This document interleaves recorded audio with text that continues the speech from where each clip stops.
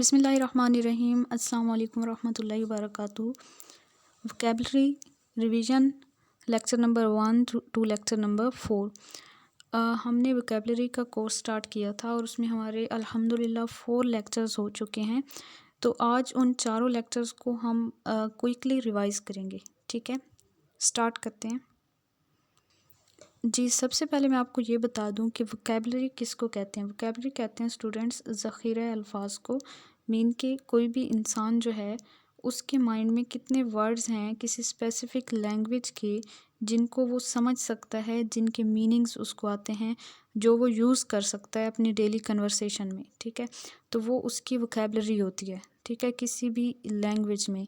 अब जैसे हमारी कोई मदर टंग होती है ना, जो हमारी मादरी ज़ुबान होती है, उसकी वोकैबुलरी हमारे पास काफ़ी ज़्यादा होती है।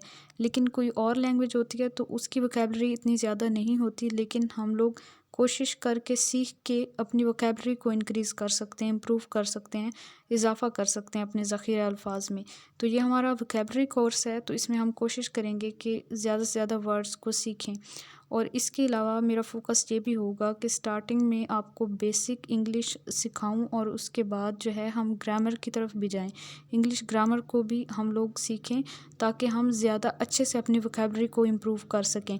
तो सबसे पहले आपको ये पता होना चाहिए कि अल्फ़ाबेट्स क्या होते हैं। ठीक है, किसी भी लैंग्वेज को जो बिल्कुल स्टार्टिंग जो चीज़ हमने सीखनी होती है वो होती है अल्फ़ाबेट्स और लेटर्स। इन दोनों में डिफरेंस आपको पता होना चाहिए। ठीक है, ये जो A to Z सारे अल्फ़ाबेट्स होते हैं, A से Z तक हम ABC लिखते हैं सारी, तो वो आपके पास क्या होंगे, अल्फ़ाबेट्स होंगे। लेकिन अगर इन अल्फ़ाबेट्स में से किसी एक स्पेसिफ़िक की बात करें हम, जैसे C की बात करें, तो C जो है ये एक लेटर है। ठीक है, मतलब किसी एक इंडिविजुअल की बात करेंगे, इंडिविजुअल सिंबल की बात करेंगे या इंडिविजुअल करैक्टर की बात करेंगे, तो ये आपके पास लेटर होगा।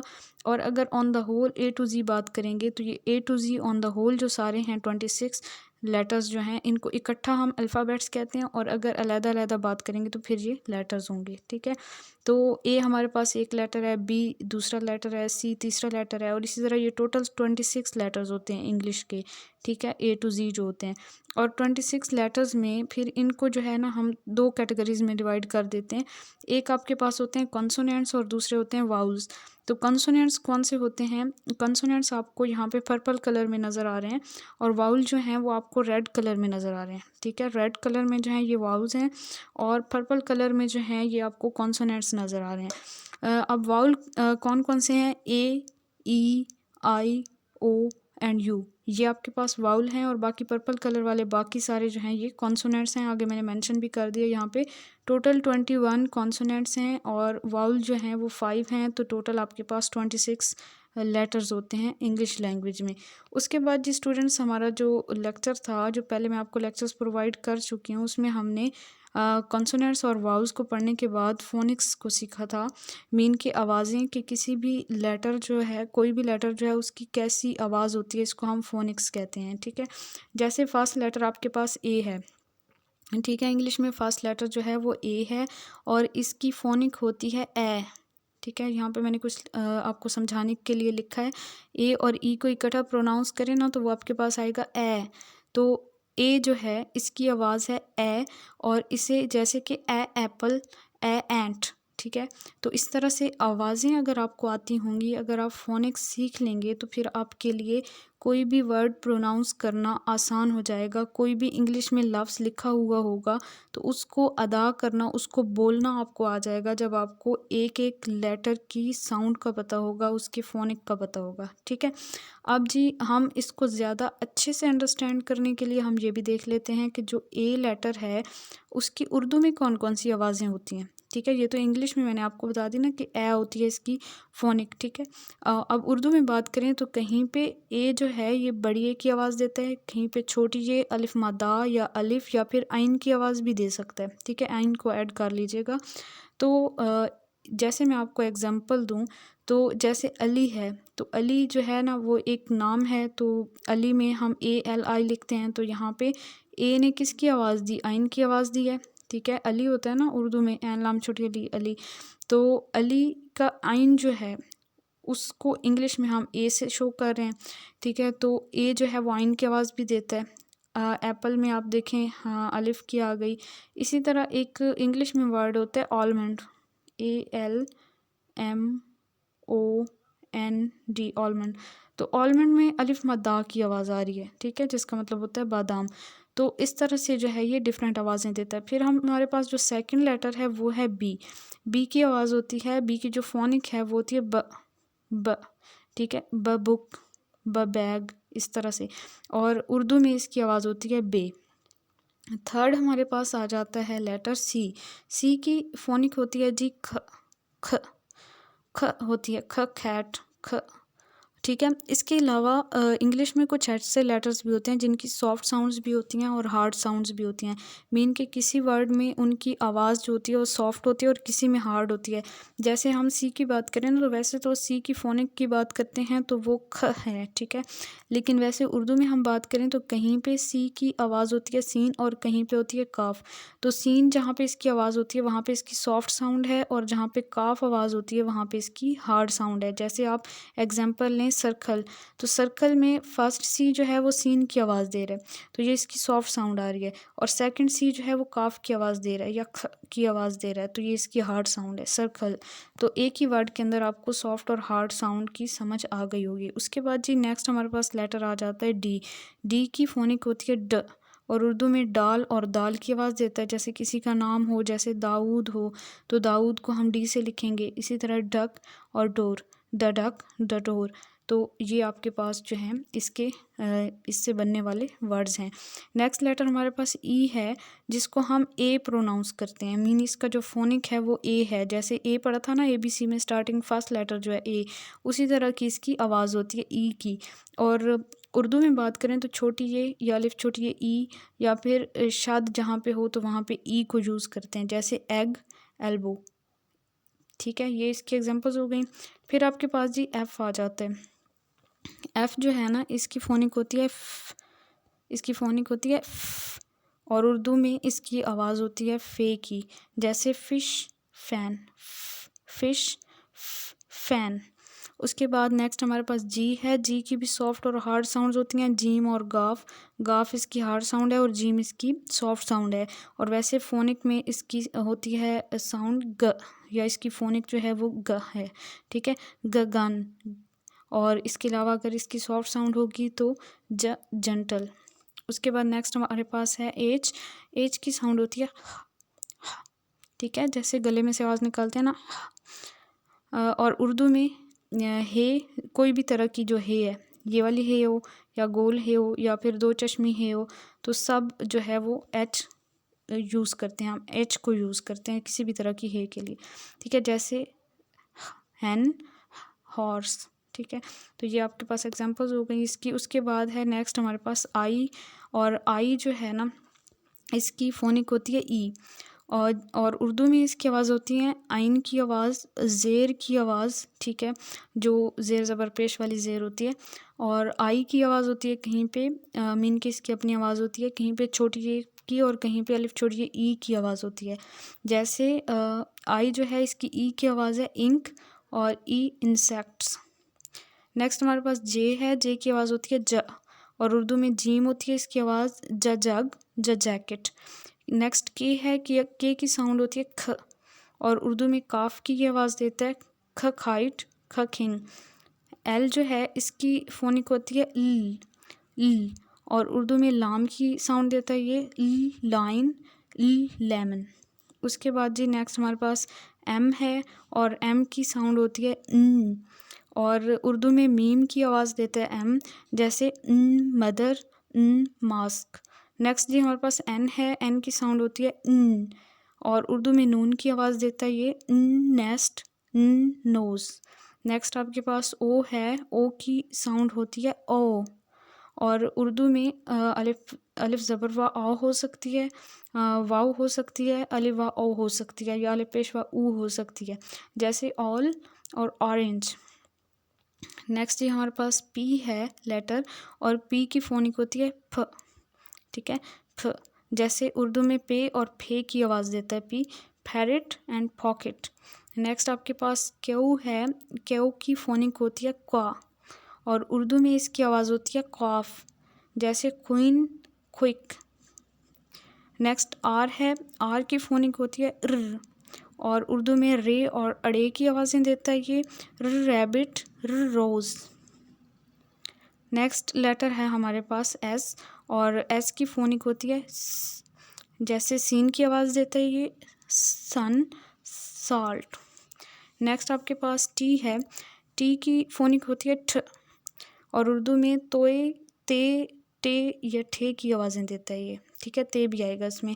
टर्टल, ठब, और किसी का नाम होगा जैसे तैयब है या तारिक है, इस तरह जो है ना इसमें टी को यूज़ करते हैं हम।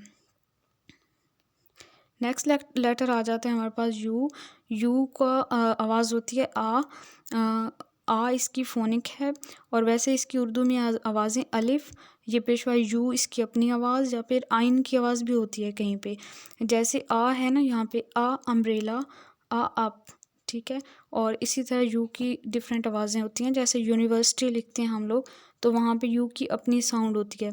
तो आपने ऐसे और लेटर्स मीन के ये जो लेटर्स मैं आपको बता रही हूँ सारे अल्फ़ाबेट्स जितने भी हैं, इन सब के और भी वर्ड्स आपने फाइंड करने हैं ताकि आपकी वोकेबलरी और ज़्यादा इम्प्रूव हो और आपके ज़ख़ीरा अल्फाज में इजाफ़ा हो सके। तो नेक्स्ट जी आपके पास वी है, वी की फोनिक होती है v, और उर्दू में वाव की आवाज़ देता है ये, जैसे van, vessel. Next W, W की फोनिक होती है वाह, और उर्दू में भी ये वाव की आवाज़ देता है, वाह वैक्स, वाह वर्क।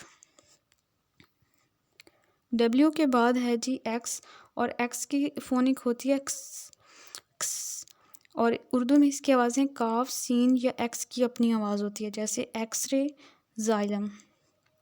नेक्स्ट वाई है, वाई की फोनिक होती है या, और उर्दू में हमज़ा छोटी ये या फिर छोटी ये की आवाज़ें देता है ये, यार्ट, योगर्ट। नेक्स्ट जेड है, इसकी आवाज़ होती है जी की आवाज़ होती है ज, और उर्दू में ज़्वाद, ज़ोए, ज़ाल और जे की आवाज़ें देता है ये, जैसे ज़ेब्रा एंड ज़ीरो।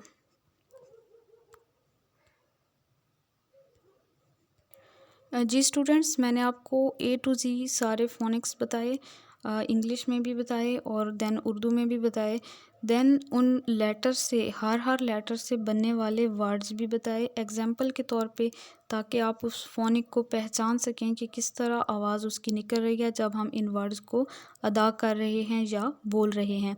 तो अब आपने एक काम करना है कि चूँकि आपका ये वोकेबलरी का लेसन है, तो आपने ऐसा करना है कि 26 लेटर्स थे, मैंने हर लेटर के 2-2 वर्ड्स एज एन एग्जांपल आपको कोट किए हैं यहाँ पे। तो आपने ये जो सारे वर्ड्स मैंने आपको बताए हैं 26 को 2 से मल्टीप्लाई कर लें तो वो आपके पास हो जाएंगे 20 एंड 20 40 हो जाएंगे, और 6 एंड 6 12, तो हो जाएंगे जी आपके पास 52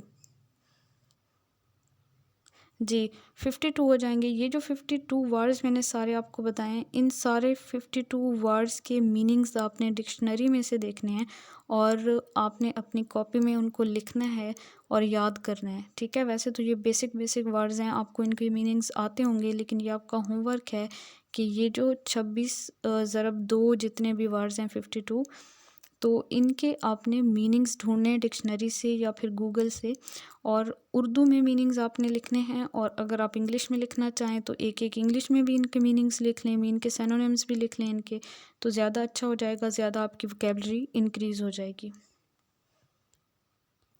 जी स्टूडेंट्स, अब तक हमने अल्फ़ाबेट्स देखे, लेटर्स सीखे।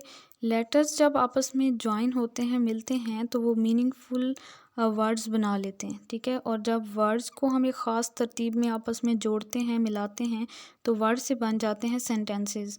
और जब सेंटेंसेस को आपस में मिलाते हैं, रिलेटिव सेंटेंसेस जब आपस में मिलते हैं, तो वो बना देते हैं स्पीच, ठीक है। मीन के जो लेटर्स होते हैं ना, वो होते हैं हरूफ मिल के अल्फाज बनाते हैं, वर्ड्स मीन अल्फाज, और अल्फाज जब आपस में मिलते हैं तो वो सेंटेंसेस बनाते हैं, मीन के जुमले बनाते हैं, और जब सेंटेंसेस आपस में मिलते हैं तो वो पूरी स्पीच बना देते हैं, या आपके पास एक पूरा पैराग्राफ बन जाएगा सेंटेंसेस से, ठीक है। तो ये आपने सीक्वेंस याद रखना है। तो अभी तक हमने लेटर्स को देखा, उनके फोनिक्स को देखा, उनसे बनने वाले वर्ड्स को देखा। वर्ड्स के बाद आगे सेंटेंसेस वाले स्टेप पे हम बाद में जाएंगे, लेकिन उससे पहले हम मज़ीद जो है ना वो इंग्लिश को बोलना सीखते हैं। थोड़ा सा हम ये देखते हैं कि हमें अगर कहीं से इंग्लिश पढ़ना पड़ जाए, इंग्लिश का कोई पैराग्राफ, कोई लाइन, कोई वर्ड, तो फिर हम कैसे पढ़ेंगे। तो कुछ बातें और मज़ीद मैं आपको एक्सप्लेन करती हूँ ताकि आप इन बातों की मदद से इंग्लिश की रीडिंग कर सकें, या कहीं पे इंग्लिश लिखी हुई हो तो आप उसको पढ़ के समझ सकें। समझेंगे तो आप तब जब आप डिक्शनरी का यूज़ करेंगे और ज़्यादा से ज़्यादा यूज़ करेंगे। मीन कि कहीं से भी आप इंग्लिश का कोई नया लफ्ज़ सीखते हैं तो आपने क्या करना है, डिक्शनरी में से लाजमी उसको देखना है, उसके मीनिंग उर्दू में भी देखने हैं, इंग्लिश में भी देखने हैं, और फिर उनको अपने माइंड में सेव कर लेना है। मीन कि उसको दोहराई करते रहना है, उसको रिवाइज़ करते रहना है, ताकि वो वर्ड आपके माइंड में पक्का हो जाए, आपको याद हो जाए और आपके वो वोकेबलरी का पार्ट बन जाए। ठीक है, तो आगे देखते हैं जी। वाउल्स मैंने आपको बताए। अब वाउल्स की कहीं पे शॉर्ट साउंड्स होती हैं, कहीं पे लॉन्ग साउंड्स होती हैं। अब अगर आप सारे जो पांचों वाउल्स हैं उनकी शॉर्ट और लॉन्ग साउंड्स को याद कर लेते हैं कि कहाँ पे इनको कैसे अदा करना है, कहाँ पे शॉर्ट साउंड देनी है, कहाँ पे लॉन्ग साउंड देनी है, तो फिर आपको बहुत से वर्ड्स पढ़ने आ जाएंगे। जैसे कि फर्स्ट हमारा वाउल था ए की शॉर्ट साउंड्स कहाँ पे होती हैं, जैसे यहाँ पे वर्ड्स आपको नज़र आ रहे हैं, cat, rat, fat, man and can. इनमें आप देखें तो ए की शॉर्ट साउंड है। अब ए की लॉन्ग साउंड कहाँ पे होगी, यहाँ पे देखें आप, late, hate, make, gate, name. अब आपको डिफरेंस समझ में आ रहा होगा कि जब मैंने बोला तो इनमें ए की बहुत थोड़ी सी आवाज़ आई, और यहाँ पे मैंने बोला तो ए की थोड़ी लंबी आवाज़ आई। जैसे कैट और ये लेट, तो कैट में जो है ए की थोड़ी सी आवाज़ आई और लेट में लंबी आवाज़ आई है। तो यहाँ पे शॉर्ट साउंड है ए की cat, rat, fat, man and can में, और यहाँ पे लॉन्ग साउंड है late, hate, make, gate, name. अच्छा, आपको ये समझ आ रही होगी कि यहाँ पे अगर आप देखें तो जो आपका वाउल था ए, उसके बाद एक कॉन्सोनेंट आया और उस कॉन्सोनेंट के बाद कुछ भी नहीं है। ठीक है, कोई और लेटर नहीं आया। लेकिन जहाँ पे लॉन्ग साउंड आ रही है ना, तो वहाँ पे सब में एक ही चीज़ आ रही है कि जो आपका कॉन्सोनेंट है उसके बाद ई जो वाउल है वो आ रहा है, सब में ई आ रहा है। तो जब कॉन्सोनेंट के बाद बिल्कुल एंड पे जो है वो ई आ जाएगा तो फिर साउंड लॉन्ग हो जाएगी। इसकी एग्जांपल आप एक और जगह पे भी ले सकते हैं। ये थर्ड वाला जो आपके पास वाउल है आई जो है, इसमें भी आप देखें ना सेम वही कायदा यूज़ हो रहा है कि यहाँ पे HIT, hit, fit, lip, his and big, यहाँ पे शॉर्ट साउंड है आई की। और यहाँ पे आप देखें तो BIKE, bike, light, kite, nice, mice. तो यहाँ पे आप देखें लॉन्ग साउंड है। लॉन्ग साउंड कहाँ पे आ रही है, जब ई के बाद वाले कॉन्सोनेंट के बाद, सॉरी, आई के बाद वाले कॉन्सोनेंट के बाद ई आ गया एंड पे। ठीक है, तो यहाँ पे जो है ना वो आई की लॉन्ग साउंड हो गई है, जैसे bike, light, kite, nice and mice. और पीछे आप देखें तो वहाँ पे ई नहीं था एंड पे, तो वहाँ पे hit, pit, lip, his and big, वहाँ पे शॉर्ट साउंड थी। ठीक है, नेक्स्ट आपके पास ओ है। ओ की शॉर्ट साउंड देखें, not, hot, pot, dog and log. और लॉन्ग साउंड्स देखें, note, pole, hole, nose and rose. यहाँ पे भी सेम उसी तरह लास्ट में ई आ रहा है, तो जहाँ पे आखिर में ई आ रहा है वहाँ पे आपके पास साउंड्स लॉन्ग हैं, और जहाँ पे आखिर में ई नहीं आ रहा वहाँ पे शॉर्ट साउंड्स हैं ओ की, not, hot, pot, dog and log.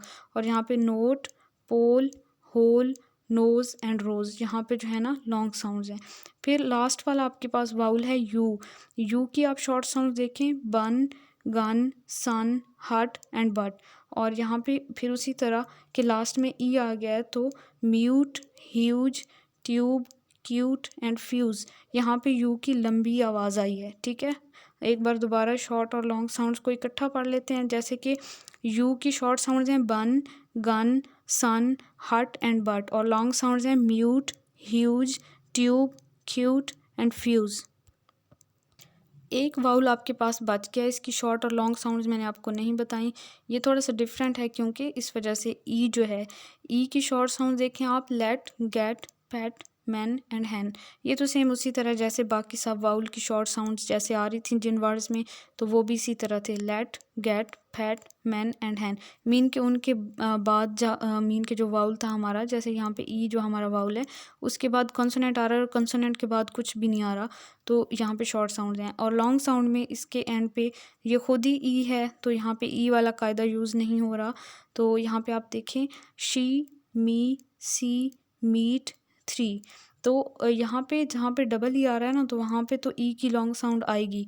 और इसके अलावा कुछ और जगह पे भी ई की लॉन्ग साउंड आ जाती है, जैसे S H E she, M E me. Mean के बिल्कुल लास्ट में अगर ई आ जाए तो मोस्टली इसकी जो है वो लॉन्ग साउंड होती है। और अगर सेंटर में आ जाए दो लेटर्स के तो फिर इसकी शॉर्ट साउंड होती है, जैसे let, get, fat, man and hen. और यहाँ पे she, me, see, meet, three. ठीक है। उसके बाद जी short and long vowel sounds के बाद हमने देखना है सिलेबल्स को। सिलेबल्स क्या होते हैं? स्मॉल पार्ट्स होते हैं किसी भी वर्ड के जिनमें कम से कम एक वाउल साउंड होती है। मैंने ये कहा कि एक वाउल साउंड होती है, ज़रूरी नहीं है कि उनमें वाउल हो, बस वाउल की साउंड होनी चाहिए। जैसे वाई है, ये वाउल नहीं है लेकिन ये वाउल साउंड देता है, ई की आवाज़ देता है यूजुअली। जैसे हम लिखते हैं ना हैप्पी, HAPPY वाई, हैप्पी। तो हैप्पी में जो वाई है उसने ई की आवाज़ दी है, पी। यहाँ पे ई की आवाज़ आई है ना, तो इसलिए जो है यहाँ पे वाउल साउंड है लेकिन वाउल नहीं है। तो सिलेबल किसी भी लफ्ज़ का वो वाला हिस्सा होता है जिसमें कम से कम एक वाउल साउंड मौजूद हो। जैसे हैप्पी में हमारे पास हैप्पी के कितने सिलेबल्स होंगे? हैप्पी है ना, तो मैं आपको पहले स्पेलिंग बताती हूँ, HAPPY हैप्पी। तो अब आप इसको सिलेबिक डिवीज़न में तोड़ के लिखेंगे तो आप लिखेंगे HAP हैप और PY पी। तो हैप्पी जो है इसके 2 सिलेबल्स हैं। क्यों? क्योंकि यहाँ पे एक वाउल साउंड आ रही है हैप के अंदर ए की और पी के अंदर ई की। ई भी तो वाउल है ना, तो है तो वाई यहाँ पे लेकिन साउंड तो वाउल की आ रही है। तो हैप एंड पी इसके 2 सिलेबल्स हैं। जब हमने इसको सिलेबिक डिवीज़न में लिखा तो इसके 2 सिलेबल्स थे। तो हैप्पी जो है वो आपके पास 2 सिलेबल वर्ड है। उसके बाद जी पार्ट्स या बेसिक एलिमेंट्स जो हैं वो सिलेबल्स के कितने होते हैं? सिलेबल के टोटल 3 बेसिक एलिमेंट्स या 3 पार्ट्स होते हैं। एक पार्ट को हम कहते हैं ऑनसेट, दूसरे को हम कहते हैं न्यूक्लियस एंड तीसरे को कहते हैं कोडा। ठीक है। ऑनसेट क्या होता है? सिलेबल का कौन सा पार्ट होता है? ऑनसेट होता है स्टार्टिंग कॉन्सोनेंट, एक हो सकता है या फिर ज़्यादा कॉन्सोनेंट्स हो सकते हैं। जैसे हैप्पी में हमने देखा था ना, तो हैप्पी में हमारे पास था HAP हैप। ये जो हैप है ना, ये हमारे पास एक सिलेबल है। वर्ड हमारे पास था हैप्पी लेकिन उसके 2 सिलेबल्स थे, एक सिलेबल था हैप और दूसरा सिलेबल था पी। ठीक है। तो अब आप देखें कि इसके 2 सिलेबल्स हैं और जो एक सिलेबल है उसका पहला आप देखें तो पहला जो है इसका ये कॉन्सोनेंट है, एच जो है। तो एच क्या है? एच को हम कहेंगे ऑनसेट। ठीक है। फिर उसके बाद न्यूक्लियस किसको कहते हैं? न्यूक्लियस वाउल होता है। जैसे दूसरा लेटर इसका वाउल है ए, तो ए जो है ये इसका न्यूक्लियस है। और लास्ट वाला कॉडा क्या होता है? लास्ट वाला जो कॉन्सोनेंट, एक कॉन्सोनेंट भी हो सकता है, ज़्यादा भी हो सकते हैं, तो लास्ट वाला इसका एक ही कॉन्सोनेंट है पी, तो पी जो है ये इसका कोडा है। ठीक है। तो ये आपके पास इसी तरह जो है ये बेसिक एलिमेंट्स हैं सिलेबल के, किसी भी सिलेबल के। ठीक है। इसके अलावा ज़रूरी नहीं है कि तीनों एलिमेंट्स प्रेजेंट हों सारे सिलेबल्स के अंदर। कुछ सिलेबल्स जो हैं इनमें से 2 एलिमेंट्स पे प्रेजेंट होते हैं। मीन के उसमें आपके पास एक तो ऑनसेट होगा और दूसरा न्यूक्लियस होगा, यूजुअली कोडा नहीं होता। ठीक है। जैसे आप PYP देखें तो पी में आपके पास जो वाई है ये वाउल की साउंड दे रहा है, तो वाई जो है ना ये आपका न्यूक्लियस होगा और पी जो है पी आपके पास ऑनसेट होगा। ठीक है। तो इसमें जो है वो कोडा नहीं है। PY ये जो हमारा सिलेबल है ना इसमें कोडा नहीं है, इसमें आपके पास ऑनसेट और न्यूक्लियस है। नेक्स्ट जो राइम होता है ना, न्यूक्लियस और कोडा को इकट्ठा हम राइम कहते हैं। न्यूक्लियस और कोडा को इकट्ठा हम राइम भी कह देते हैं। जैसे आपके पास एक सिलेबल वाला वर्ड है मैन, तो मैन में जो इसका पहला एम है जो कि कॉन्सोनेंट है ये ऑनसेट है। इसका जो दूसरा ए है जो कि वाउल है ये न्यूक्लियस है इसका। और जो इसका लास्ट एन है जो कि कॉन्सोनेंट है ये कोडा है। तो MAN मैन जो है ना, इसमें लास्ट वाला ए एंड एन ये दोनों इनको इकट्ठा मीन के न्यूक्लियस और कोडा को इकट्ठा हम राइम भी कहते हैं। ठीक है। नेक्स्ट जी आपके पास आ जाती है सिलेबिक डिवीज़न।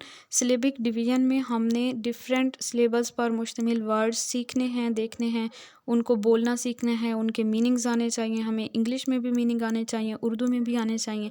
अब तक पीछे जो मैं आपको होमवर्क असाइन कर चुकी हूँ, एक बार दोबारा से आपको बता देती हूँ ताकि आप लाजमी कर लें, होमवर्क भूलें नहीं। यहाँ तक हमारे पास जितने भी वर्ड्स थे जो मैंने आपको बताए, हर लेटर के 2-2 वर्ड्स बताए, वो टोटल हो रहे थे 52 वर्ड्स। वो 52 वर्ड्स जो हैं उनके आपने उर्दू और इंग्लिश में मीनिंग्स याद करने हैं और अपनी कॉपी में लिखने हैं। ये 52 वर्ड्स जो हैं ये आपका होमवर्क एक तो ये होगा। दूसरा आपका होमवर्क ये होगा कि यहाँ पे मैंने आपको शॉर्ट और लॉन्ग साउंड्स वाउल की समझाने के लिए 5-5 वर्ड्स बताएं। ए के 5, शॉर्ट वाले 5, लॉन्ग वाले 10 हो गए। इसी तरह टोटल 5 वाउल्स हैं, हर वाउल के 10-10 वर्ड्स हैं, तो टोटल हो गए ये 50 वर्ड्स। इन 50 वर्ड्स की आपने मीनिंग्स इंग्लिश में भी देखने हैं, उर्दू में भी देखने हैं, अपनी कॉपी में लिखने भी हैं। 50 ये हो गए वर्ड्स और 52 वो हो गए, तो टोटल आपके पास हो गया 102। 102 अल्फाज। आप देखें आपकी कितनी ज़्यादा वोकैबलरी इंक्रीज़ करेगी। 102 वर्ड्स जो हैं इनके आपने मीनिंग उर्दू में भी और इंग्लिश में भी याद भी करने हैं, कॉपी में लिखने भी हैं और फिर मुझे चेक भी करवाने हैं। यहाँ तक हमारे 102 वर्ड्स हो चुके हैं, 102, 102, 102 वर्ड्स। उसके बाद जी नेक्स्ट आपके पास आ जाते हैं सिलेबल्स। सिलेबल्स में भी मैंने आपको 2 वर्ड्स बताए हैं, हैप्पी एंड मैन, तो इनके भी आपने मीनिंग्स देख लेने हैं। तो 104 टोटल वर्ड्स हो गए आपके पास। सिलेबिक डिवीजन में 1 सिलेबल वर्ड्स हैं, ठीक है। 1 सिलेबल वर्ड्स देखिए मैंने आपको कितने बताए हुए हैं, 1 2 3 4 5 6 7 8 9 एंड 10 बताए हुए हैं, ठीक है। 1 सिलेबल वर्ड्स देखें, tile, arm, bat, beach, gum, black, cane, coat, drink and fed. ये जो 10 हैं इनके भी आपने उर्दू और इंग्लिश में मीनिंग याद भी करने लिखने भी हैं। पहले आपके पास 104 हो गए, 104 में 10 आप जमा करेंगे, 114 वर्ड्स आपके पास हो चुके हैं जिनको आपने याद करना है, अपनी कॉपी में लिखना है। 114 हो गए। उसके बाद जी 2 सिलेबल वर्ड्स। 2 सिलेबल वर्ड्स आप देखें, इनकी सिलेबिक डिवीजन भी करनी आनी चाहिए आपको। जैसे कारपेट है, फर्स्ट कारपेट, अब इसको आप बोलेंगे, आप देखेंगे इसमें कितने वाउल की साउंड आ रही है, जितने वाउल की साउंड आएगी उतने इसके सिलेबल होंगे और फिर आपने अपनी कॉपी में इसको तोड़ के लिखना है, मीन इसकी सिलेबिक डिवीजन करनी है। कारपेट की सिलेबिक डिवीजन आप करेंगे तो आप लिखेंगे CAR खार और फिर लिखेंगे PET पैट, कारपेट, ठीक है। तो ये कारपेट के 2 सिलेबल्स हैं। इसी तरह subject, pretend, yellow, baby, value, candy, laptop, angry, power, ठीक है, पावर। तो ये आपके पास टोटल 10 हैं 2 सिलेबल वर्ड्स, इनके भी मीनिंग्स करने हैं। तो आपके पास पहले 114 हो गए थे, 114 में 10 जमा करेंगे तो 124 वर्ड्स हो चुके हैं अब तक। आपका होमवर्क जो कि आपने अपनी कॉपी में लिखने हैं, उनके उर्दू में मीनिंग्स, उनके इंग्लिश में मीनिंग्स, ताकि आपकी वोकैबलरी इम्प्रूव हो सके। 3 सिलेबल वर्ड्स आ गए फिर आपके पास, 124 हो चुके थे अब तक। अच्छा जी, 3 सिलेबल वर्ड्स में लिखें ब्यूटीफुल। ब्यूटीफुल इसके 3 सिलेबल्स हैं, ब्यूटीफुल। जैसे कि मैं आपको इसको सिलेबिक डिवीजन करके दिखाऊं तो ये आपके पास हो जाएगा BEAU ब्यू, TITFUL फुल, ब्यूटीफुल। ब्यूटीफुल जो है इसके 3 सिलेबल्स हैं, बनाना के 3 हैं, रेक्टेंगल के 3 हैं, टेलीफोन के 3 हैं, ट्रांसलेशन के 3 हैं, spectacles, elephant, lady bug, dramatic, carpenter. तो ये आपके पास टोटल 10 और हो गए, तो 134 वर्ड्स हो गए, 134 वर्ड्स टोटल हो गए। Beautiful, banana, rectangle, telephone, translation, spectacles, elephant, ladybug, dramatic, carpenter. तो ये 134 वर्ड्स हो चुके हैं। इनके आपने उर्दू में मीनिंग्स, इंग्लिश में मीनिंग्स डिक्शनरी से या फिर गूगल से सर्च करने हैं, अपनी कॉपी में लिखने हैं और याद करने हैं। 134 हो चुके। नेक्स्ट देखें जी, आपके पास आ जाते हैं 4 सिलेबल वर्ड्स। 4 सिलेबल वर्ड्स में आपके पास adorable, competition, transformation, January, watermelon, invisible, salamander, celebration, intelligent, understanding, ठीक है, ये टोटल आपके पास 10 और हो गए तो 144 हो गया। एक बार दोबारा पढ़ के बता देती हूँ। Adorable, competition, transformation, January, watermelon, invisible, salamander, celebration, intelligent, understanding. तो 144 वर्ड्स हो चुके हैं अब तक। इन सब के उर्दू में और इंग्लिश में मीनिंग्स आपने अपनी कॉपी में लिखने हैं और याद करने हैं। 144, ठीक है। उसके बाद जी नेक्स्ट आपके पास आ जाते हैं डाइग्राफ्स। डाइग्राफ्स का भी मैंने आपको बताया था। डाइग्राफ्स ये 2 लेटर्स पर मुश्तमिल होता है डाइग्राफ, और एक ही आवाज़ देता है। जैसे CH है तो ये 6 की आवाज़ देगा, छ, ठीक है, छ। CH की आवाज़ देगा। जैसे child, chair, anchor, lunch, chocolate. तो ये टोटल 5 और हो गए CH वाले। इस SH देखें तो SH जो है वो श की आवाज़ देता है, श। Ship, sheep, shoe, share, short. अब 10 और जमा कर दें, 154 हो गए। यहाँ तक 154 वर्ड्स हैं। इनके मीनिंग्स उर्दू में, इंग्लिश में आपने सर्च करने, कॉपी में लिखने। मैं बार बार बता रही हूँ ताकि आप मिस ना करें और लाजमी अपना होमवर्क करें, ताकि आप जिस मकसद के लिए ये कोर्स कर रहे हैं वो मकसद आपका पूरा हो सके। 154 वर्ड्स हो चुके हैं यहाँ तक, ठीक है। देखें CH और SH जो हैं ये डाइग्राफ्स क्यों हैं? क्योंकि ये 2 लेटर्स पे मुश्तमिल हैं और दोनों लेटर्स इकट्ठे मिलके एक ही साउंड दे रहे हैं। CH की आवाज़ दे रहा है और SH की आवाज़ दे रहा है, ठीक है।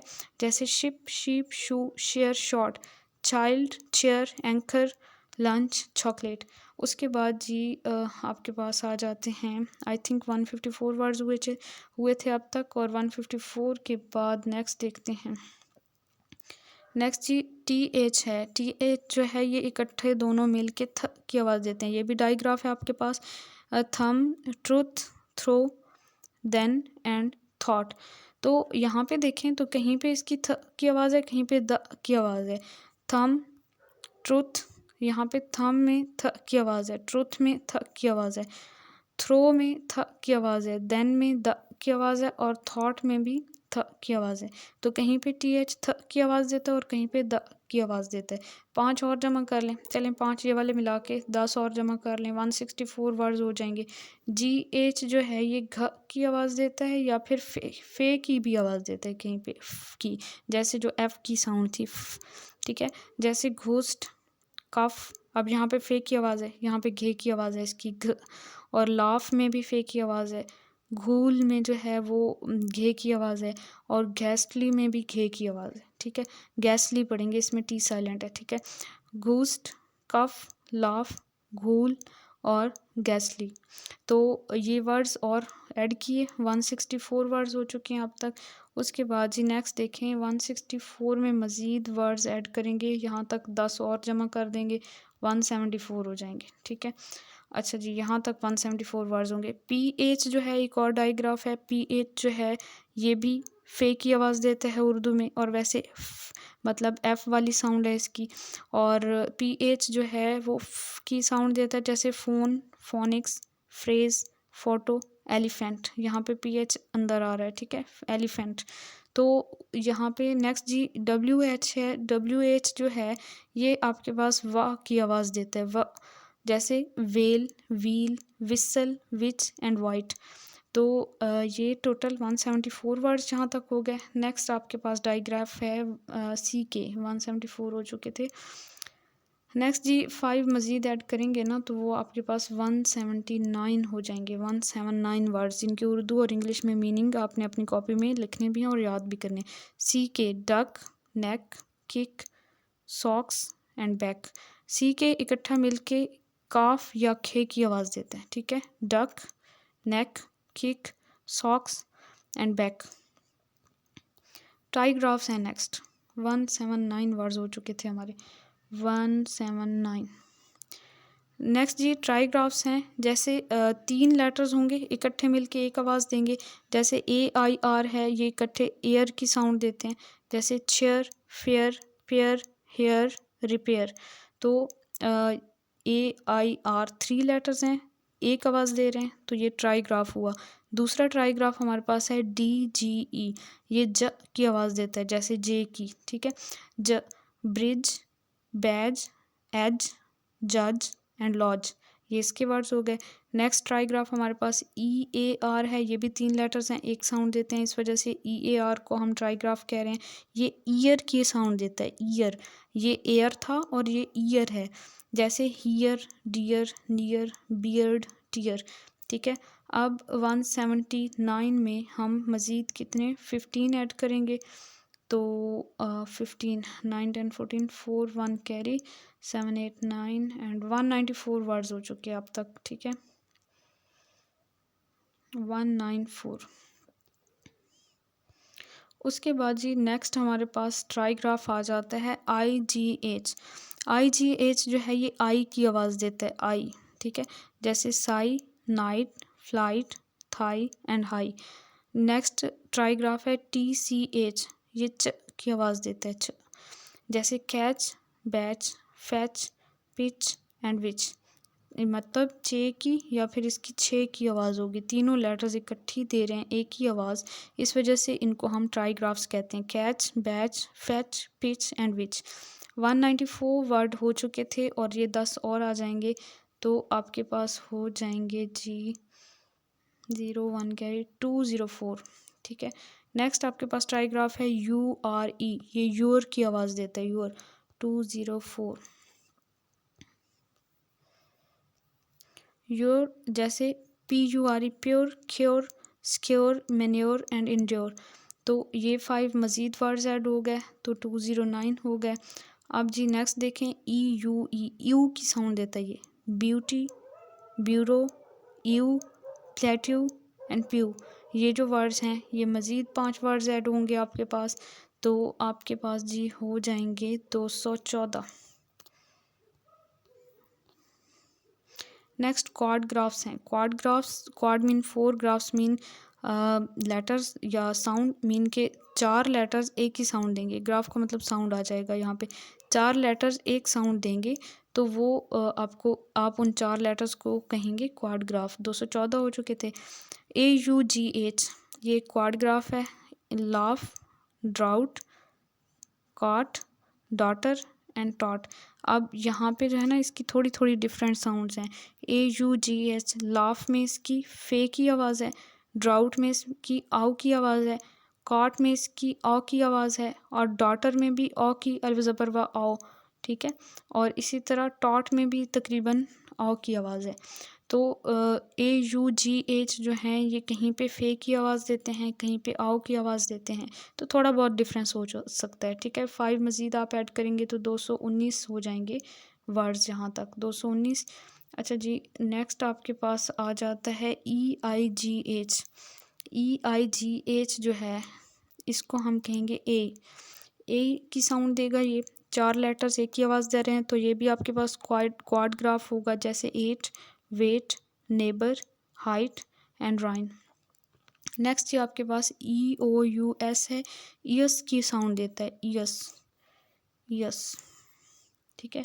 अब gorgeous, numerous, spontaneous, righteous and nauseous, तो ये आपके पास मज़ीद 10 वर्ड्स हुए, तो 229 वर्ड्स हो गए यहाँ तक, 229। नेक्स्ट जी आपके पास क्वाड ग्राफ है IOUS, यस की आवाज़ देता है, ये भी delicious, curious, mysterious, ambitious and precious. Next quadgraph है स्टूडेंट्स OUGH। OUGH ये भी थोड़ी थोड़ी डिफरेंट साउंड्स देता है, जैसे डो, यहाँ पे इसकी ओ की आवाज़ है। नेक्स्ट है दो में भी ओ की आवाज़ है। बॉट, तो इसमें ओ की आवाज़ है। फॉट, थ्रू, तो थ्रू में ऊ की आवाज़ है इसकी। टफ में फे की आवाज़ है, और इनफ में भी फे या फ की आवाज़ है, ठीक है। 10 मज़ीद वर्ड्स ऐड करेंगे तो 239 वर्ड्स अब तक हो चुके हैं आपके, 239। तो यहाँ तक ही हमने पढ़ा है अभी तक, 239 वर्ड्स हैं। एक वर्ड आप ख़ुद से ऐड कर लीजिएगा। 240 वर्ड्स आपने आज के वोकैबुलरी के लेसन में सीखे हैं। अगर आप इन 240 अल्फाज के उर्दू में मीनिंग्स निकालें, इंग्लिश में निकालें, डिक्शनरी से या फिर गूगल से हेल्प लें, उनको अपनी कॉपी में लिखें, उनको याद करें, उनको डेली रूटीन में यूज़ करें, तो आप ख़ुद सोचें कि आपकी वोकैबुलरी कितनी ज़्यादा इंक्रीज़ कर जाएगी। 240 के जब आप मज़ीद एक एक इंग्लिश में इनके सिनोनिम्स देख लेंगे, इनके इंग्लिश में मीनिंग्स देख लेंगे, तो 240 के बजाय आपके 480 अल्फाज आपके माइंड में ज़ख़ीरा हो जाएंगे। आप उनको डिफरेंट तरीक़ों से फिर यूज़ कर सकते हैं अपने डेली की कन्वर्सेशन में। तो इसी तरह आप इंग्लिश सीख सकते हैं और कोशिश करते रहें, मेहनत जारी रखें, अपना होमवर्क लाजमी करें और इस दुनिया के इम्तिहान की तैयारी के साथ साथ आखिरत के इम्तिहान की तैयारी लाजमी करें और अपने लिए भी दुआ किया करें और मुझे भी अपनी दुआओं में याद रखिए। नमाज लाजमी पढ़ा करें और कुरान पाक भी अगर हो सके तो तर्जुमे के साथ लाजमी पढ़ा करें। दुआओं में याद रखिए। जज़ाकल्लाहु खैर। अल्लाह हाफ़िज़।